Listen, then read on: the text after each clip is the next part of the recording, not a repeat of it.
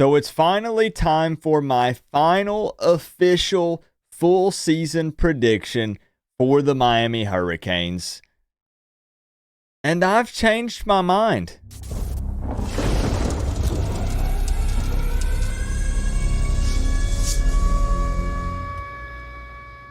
What's going on, Canes fans? Better late than never, I guess, as they say.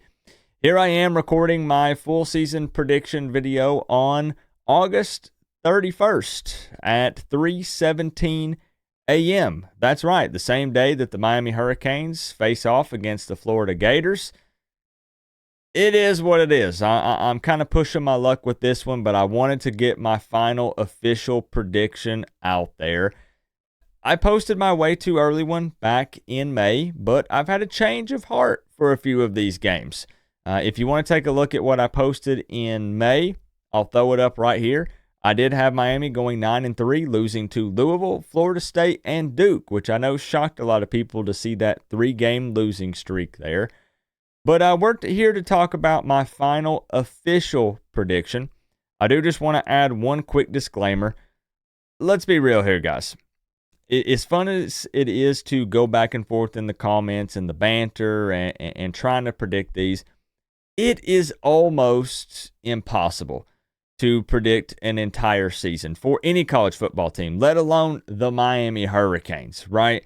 How are you going to know what a game is going to look like on November 30th in August? Who knows what the injury situation might be? There's so many variables, so it's pretty much impossible. But sometimes you can get lucky. So that's kind of what we're trying to do here. See if we can get lucky. Let's see how close we can get. And I'm mostly focusing on the win-loss numbers. So let's see if we can get the record prediction win-loss correct. Game by game, I'm not going to put a ton of focus on it in this one. Obviously, number one, because I'm running out of time, and I'm going to be up till 6 or 7 a.m. posting this. But also, number two, because who freaking knows? It's why we do game-by-game predictions during the week of the games, because we have a better idea of how these teams actually look. I'm at a slight advantage doing this late by getting a look at Florida State and Georgia Tech already. But, hey, we'll see, right? We'll see. So let's go ahead and jump on into it here. Week 1, Miami versus Florida, happening a little bit later today. Both head coaches need this win. Billy and Mario Cristobal for, some different reasons, kind of. I mean, Billy Napier has a really tough schedule. I don't envy that Florida Gators schedule at all. Would not want to tackle that thing, at least not in 2024. And, for Mario needs the positive start to the season. After all of the hype going into this thing, the money that's been dumped in, you get Cam Ward, you get Damian Martinez, you get Sam Brown, a lot of these guys that you wanted. You want to start off the season on a positive note. For Billy, man, so many of those games are going to be lost on that schedule, and this could be considered a toss-up game for them since it's, Cam Ward's first game. It is in the swamp. So they both need it, but I am going to give Miami the win. You guys have probably already seen my preview video. I've got Miami winning by 6, 27-21. So give me a win against Florida, week 1. And then let's jump over here, week 2, to FAMU. What can I say about FAMU? Great band. Really great band. Easy win for Miami, and the Canes should be favored by a lot. Week 3, we're looking at Ball State. No reason for Miami to lose this one. I'm not even going to sit here and try to name off Ball State Cardinal players. No disrespect, but I bet a lot of people aren't even super familiar with this team. If Miami loses to Ball State, fire everyone, start all over in 2025. I'm only kind of sort of kidding with that statement. Going into week 4 against USF, this is the game that is still labeled as potential upset alert by the media. And I get where they're coming from. It's the second season with the former Tennessee OC. USF did sign the Group of Five's top class, and it would be their second season with the quarterback that they do like. This is at Raymond James Stadium. It's, another Florida team. But give me the win. Give me the win. I think that's nonsense, man. I think that Miami actually probably ends up winning this game by a decent amount. I think that USF could make it interesting because I think their OC is a great guy. But give me a win here for Miami against USF. And then coming up next, week 5, you have Virginia Tech.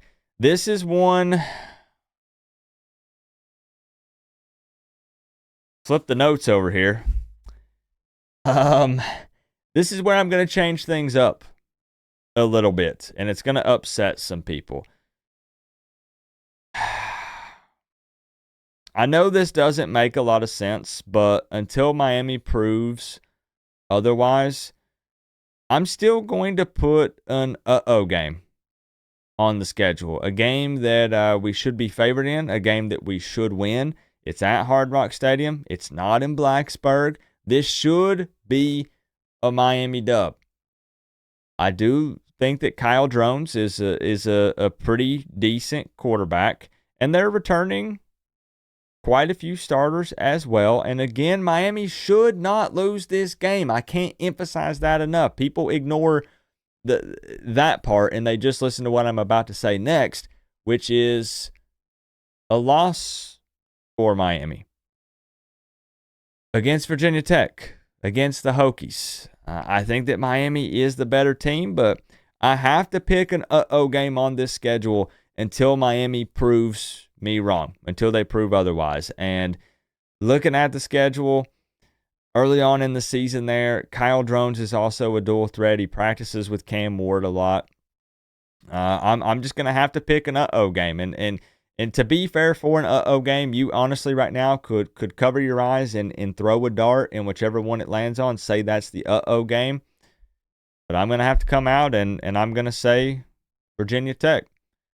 After that, Miami has to travel to the other side of the country, out on the West Coast, to take on Cal. And this is the one where I feel like Miami fans are going to say, Coop, if you're going to pick an game, at least pick one that makes a little more sense, which would be traveling all the way out to California. I get it. That is a pretty valid argument, but I think that Miami's going to be fine here. I don't think that Cal is going to be that great of a team. Welcome to the ACC.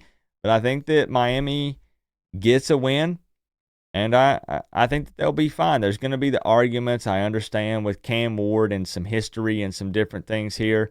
Again, at least right now, August 31st, I'm not super concerned with Cal. After that, it is a bye week, which for Miami fans can be quite scary. We don't view that as an advantage, and we haven't for quite some time. And we're looking at Louisville here. Another year with a transfer portal loaded Cardinals team, and Jeff Brom is a pretty decent coach. This is going to be a game where I say that we get out-schemed, out-coached, kind of similar to what happened last season, and we do take a loss at L&N Stadium. I know there's a lot of people hyping Louisville up since they did make an ACC championship game appearance last year under Jeff Brom. And, again, loaded up with the transfer portal. Again, can he see that same level of success? Whether they won the conference or not, it's insane to think that he came in year one and even made it to that, when Miami hasn't been able, to do that super often. We went in 2017 and got just absolutely annihilated. But outside of that, we haven't been able to even go there. It's one that's a tough pill to swallow for me, because I feel like that Miami, again, should win the game. It's not like Louisville came and blew out Miami last season or anything, but I really, same scenario, basically, until Miami proves me wrong. I believe that Miami has an game and Miami gets out-coached a game, minimum. And I've got to actually see that change before I could come out and predict it, if that makes sense. Maybe I get lucky and I say that doesn't happen this season, but looking at how things typically play out, you're going to have to show me. After that, Florida State at Hard Rock. I'm going to say this about Florida State. I make a lot of jokes, and I'm going to continue to do so, But I do think that a large portion of fans are overreacting when it comes to the Florida State situation, both Florida State fans and outside fans. Now, don't get me wrong, though. The Seminoles looked bad. They looked real bad. They did. They got bullied all over the field in Ireland against Georgia Tech. But you know how rivalry games go. And they do have some time to fix some things before this matchup. It's a little more than, halfway through the season. But unfortunately for the Seminoles, their quarterback will still be DJ. And I'm going to go ahead and give Miami a win here against Florida State. Moving on after that, Duke, man. Duke. Manny is going to be out for blood in this one, and understandably so. He's going to have his guys fired up. But it's not going to be enough. That alone is not going to win you the game just because Manny is pissed that Miami did him dirty, and he wants to come into Hard Rock Stadium and get the win against Mario, the head coach that replaced him. You got a young quarterback in Malik Murphy, and, there's going to be some growing pains there with Manny Diaz at Duke. I think he can actually find some success there. He got his feet wet being a head coach at Miami, goes on, accepts a role as a defensive coordinator again with Penn State. Now he goes back in, has a little more experience. I actually think it's a good fit for Duke. I really actually do. But Mario cannot. I'm going to come out and say this. I think this is a must-win game. I don't know what the ACC is going to be looking like by the time we get to this point in the season. Regardless of what it looks like, this is a must-win game for Mario Cristobal because you cannot let a first-year head coach, I'm talking about first year at Duke, with a young quarterback come in, the coach that got fired from the school that you now coach at. You took his job. You cannot let him come into Hard Rock Stadium and beat you. That would just be unacceptable. Even if some scenario where Miami was undefeated going into this game, and that's the only loss we had, still unacceptable. You cannot lose this game to Manny Diaz. Canes fans will riot, myself included. Mario, almost said Manny. Mario, you cannot lose that game. Follow that up with Georgia Tech, just like I said with FSU. I think some people are overreacting to Georgia Tech a little bit. Yes, they were able to, run the ball successfully on Florida State. I agree that Haynes King is a pretty darn good quarterback. He came out there and did what he needed to do, put his body on the line. He can be a dual threat guy. But this one's personal. Bro, this one's personal. In Atlanta, it's revenge time. And I do think that Miami gets a win. If you want me to dive deeper into these, what you're going to have to do is check out my week-to-week preview videos where we actually talk stats and numbers once the games get here. This is not a super-duper deep dive because, again, you're kind of doing a lot of guessing when you're doing a full season prediction. So then we have a second bye week, which is big time scary, but hopefully that changes this year, and it's an actual break for the team, a chance to, rest and get ready for the final two games of the season. And it's Wake Forest. The Canes haven't lost to this team since 1944, and it doesn't change in 2024. Give me a win against Wake Forest in Hard Rock Stadium. We'll break it down more when it gets here. And finishing up the season with Syracuse. They did pick up Ohio State transfer quarterback Kyle McCord, who lit me up in my college football 25 virtual season. But that's a video game. And we're discussing real life right now. And Syracuse is not going to beat Miami here, even all the way up there in New York. Miami will finish strong and get a win here. So I do actually have Miami in double-digit wins. Getting double-digit wins. 10-2. That's right. I said way back in my way too early season prediction, 9-3. I said going from 9 to 10 feels like the literal Grand Canyon. I couldn't commit. I couldn't do it.